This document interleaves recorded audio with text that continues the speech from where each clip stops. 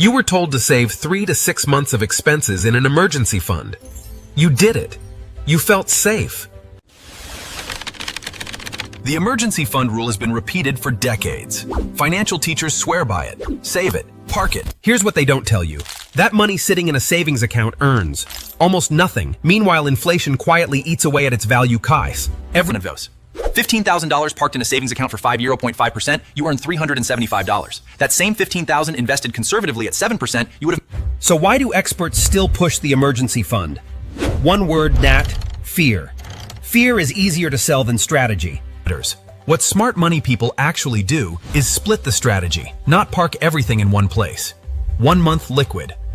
The real risk isn't losing your emergency fund. It's never building real wealth because of it. Playing it safe your entire life is its own kind. Once you understand this, the whole game changes. You stop hoarding cash out of fear, and you start making your money work. An emergency fund isn't wrong. The way most people use it is. Money that sits still loses. Money that moves, even slowly, builds.